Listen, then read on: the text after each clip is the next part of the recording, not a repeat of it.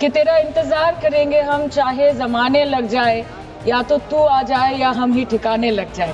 वो दिन के जिसका वादा था, इस सरकार के नेकी का जो इरादा था, जो इरादे 2014 में काफी बुलंद थे, पर 2024 के आते आते इनके नीतियों में कुछ थोड़े बहुत घमंड थे। जिंदगी यूं भी गुजारी जा रही है जैसे कोई जंग हारी जा रही है।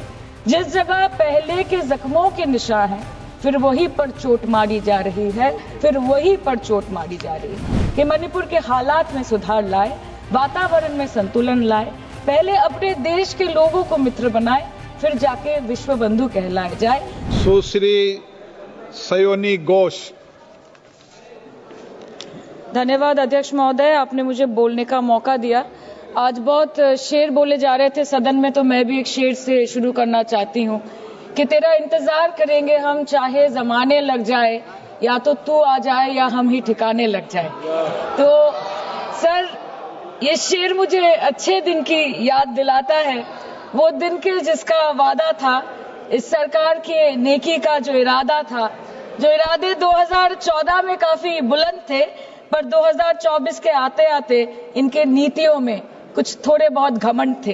जिस घमंड के चलते पूर्व में नोटबंदी और लॉकडाउन जैसी घटनाएं घटी और जिसके वजह से 700 से ऊपर किसानों की मौत हुई, और जिसके चलते मणिपुर पर प्रेसिडेंट्स रूल तो लागू किया गया, लेकिन बस यही बोलना था कि 22 महीने लग गए और कई लोगों की जानें चली गई। सर, मैंने आगे भी ये चर्चा की थी कि if president's rule was the only solution, why was it not imposed months ago when people were dying? जब हजारों की तादाद में लोग बेघर हो रहे थे, चारों तरफ आग जल रही थी, जब महिलाओं को विवस्त्र करके रास्ते पर घसीटा जा रहा था, जब सिर्फ भारत नहीं बल्कि पूरे विश्व मणिपुर की चर्चा और निंदा दोनों कर रही थी, तब आप कहां थे? Sir, this delay in imposing president's rule proves that the BJP leadership neither had the will nor the competence to handle the Manipur crisis, and the administration watched quietly as ethnic tensions spiraled out of control.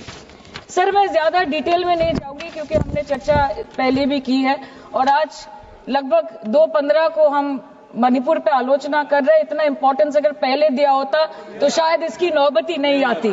So this is what I think. पर sir, ये शर्मिंदगी की बात है कि आज भारत के एक राज्य में प्रेसिडेंट्स रूल है। ये भी शर्मिंदगी की बात है कि 140 करोड़ की आबादी में 80 करोड़ को मुफ्त में राशन दिया जाता है। आज सर, लाखों नौजवान हैं जो बेकार बैठे हैं। 1 से 2% ऐसे लोग हैं जो सिर्फ टैक्स पेएबल के क्राइटेरिया में आते हैं, और बीजेपी है जो सब चंगासी का कुर्ता पजामा पहन के घूमते रहते हैं।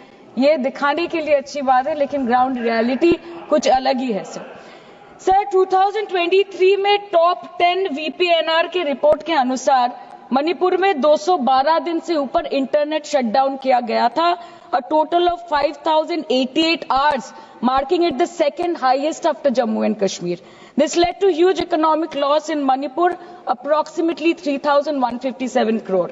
The economic blockade in Manipur, affecting the two main national highway, lasted for 66 days, with rough estimates of loss of around 250 crore per day, which is a whopping rupees 17,000 crores in over 2 months.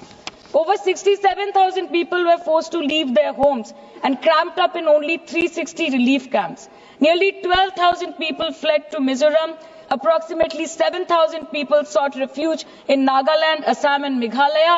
Over 1,700 people taken refuge in Kachhar district as of June 2024. और ये सब तो sir registered official figures है, न जाने unregistered official और कितने बेघर लोग होंगे जो दूसरों के घर में रह रहे हैं, शायद दूसरे राज्य में रह रहे हैं, दूसरे देशों में रह रहे हैं। ये इसीलिए हुआ है सर क्योंकि मणिपुर की सरकार, डबल इंजन सरकार ने, उनकी मंशा ये नहीं थी कि वहां के लोगों को शुरू से प्रोटेक्शन दिया जाए, कि उनको शुरू से रिलीफ दिया जाए। अगर वही होता तो 22 महीनों से इन्होंने मणिपुर को जलने ना दिया होता। सर मैं 2 मिनट में खत्म करूंगी। You want to move the resolution, of course we have to be with that, लेकिन 1 अप्रैल 2025 मतलब एक दिन पहले से मिनिस्ट्री ऑफ होम अफेयर्स ने armed forces special powers act को 6 महीनों का एक्सटेंशन देके मणिपुर, अरुणाचल प्रदेश और नागालैंड में इफेक्टिव कर दिया है। इससे समझ आता है that law and order in Manipur has seriously deteriorated. आज भी बीरेन्द्र सिंह जी बीजेपी वाले बोल रहे थे कि 1960 से हजारों रिफ्यूजीज मणिपुर में घुस के बैठे हैं, 2001 का सेंसस रिव्यू करना है और डिलिमिटेशन से पहले एनआरसी लाना है। मतलब आपको कुछ सुधारना नहीं है, आपको बस और बिगाड़ना है। जिस तरह असम में एनआरसी के नाम पे इस सरकार ने 1500 करोड़ से ऊपर फूंक दिया और करीबन 19 लाख लोगों को अस्तित्व संकट में डाल दिया, अब वही हरकत दोबारा दोहराना चाहते हैं मणिपुर के लोगों के साथ। अध्यक्ष महोदय, मैं अंत में बस इतना कहना चाहती हूँ मणिपुर के भाई और बहनों की तरफ से कि जिंदगी यूं भी गुजारी जा रही है जैसे कोई जंग हारी जा रही है। जिस जगह पहले के जख्मों के निशान हैं, फिर वहीं पर चोट मारी जा रही है, इसलिए आपके माध्यम से इस सरकार से मेरी यही अपेक्षा रहेगी कि मणिपुर के हालात में सुधार लाए, वातावरण में संतुलन लाए, पहले अपने देश के लोगों को मित्र बनाए, फिर जाके विश्व बंधु कहलाया जाए। That the home minister and the prime minister should work overtime and step outside their comfort zone to address the needs of the people and restore normalcy at the earliest in Manipur. Thank you, sir.